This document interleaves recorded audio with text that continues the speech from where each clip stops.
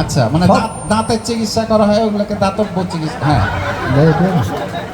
আবে দাঁতের লয়, দাতব্য মানে কম পয়সাতে বা বিনা পয়সাতে যেখানে চিকিৎসা করা হয়। ফ্রি যেগুলো ওগুলো দাতব্য করে। হ্যাঁ, দাতব্য। দাতব্য চিকিৎসা লেখা ছিল। আমি মনে করছি যে সব মানুষ এখানে যাই কেন, এখানে তো খালি দাঁতের ডাক্তার বসে, তো তাহলে এই লেগায় ওখানে সব এত ভিড় লাগে। হ্যাঁ হ্যাঁ, এখন মনে করলে যে যেমন আমাকে যে দাতব্য প্রতিষ্ঠান করা আছে নাম কই।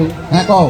যেমন আমাকে প্রবীণ নিবাস, বুড়া মানুষের যেখানে থাকে ওই প্রবীণ নিবাস। হ্যাঁ, তারপরে মনে করলে যে প্রতিবন্ধী স্কুল। হ্যাঁ, তারপরে হার্ট ফাউন্ডেশন। হ্যাঁ, ডায়াবেটিক হাসপাতাল। হ্যাঁ, চক্ষু হাসপাতাল। হ্যাঁ, এরকম আইলা প্রতিষ্ঠান নানার হাতের ছোঁয়া।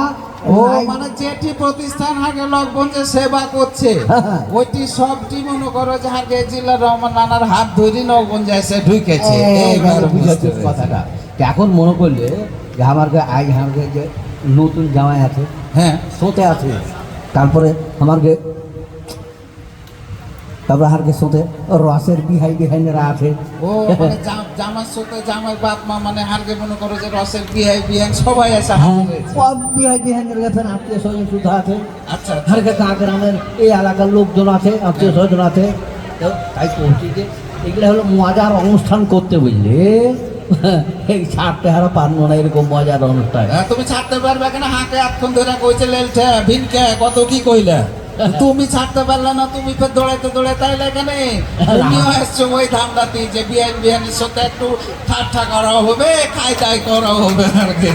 ঠিকই করে তুমি দেখি আমরা দৌড়িয়ে কিনা চলে এলো যে আমরা লগর করবো, নানা নানুদের সাথে সবার সাথে লগর করে যাবো। লগর তো করবা। তো এই যে হারকে মনে করো যে বেটি জামাই আছে, তো এর খেলে আগে দুয়ার করে তারপর তো। হ্যাঁ, তো দুয়ারটা তো করতেই হবে, তাহলে তো হবে না। না না না না না তুই হয়তো আনন্দের বাসা না।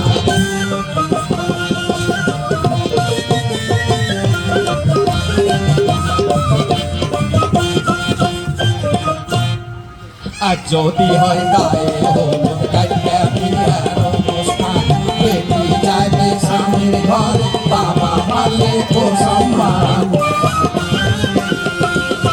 শ্বশুর শাশুড়ি হবে আপন, বাবা নাই আগের মতো। শ্বশুর শাশুড়ি হবে আপন, বাবা মারলে আগের মতো। এটাই বাঙালিদের চলন, সুখে কাটুক জীবনখানা। এই যে বিয়ে শাদী হওয়ার পরে, হ্যাঁ, আমার যে বেটি যেটা বিয়ে শাদী হয়ে যাবে পরের ঘরে, ওই বেটিটার পরের ঘরটা ওইটাই তখন তার নিজের ঘর। শুনো, একদিক দিয়ে যদি ভাবো তো বেটি ছেলের দুঃখ বেশি। মানে নিজের ঘর ছেড়ে চলে গেছে স্বামীর ঘরে, এটা দুঃখ বেশি। হ্যাঁ, ঠিক আছে। আর মনে করো যে যদি তুমি একটু মনে করো যে ডিজিটাল হয়ে ভাবো, তাহলে কিন্তু বেটি ছেলের লাভ বেশি। কিরকম? বাপ মার ঘর তো বাপ মার ঘর থাকলোই, বাপ মা তো থাকলোই, ভাই বোন তো থাকলোই। এখন নতুন করে যে আর একটা বাপ মা পাবে, আরো ভাই বোন পাবে, আর স্বামী তো থাকলে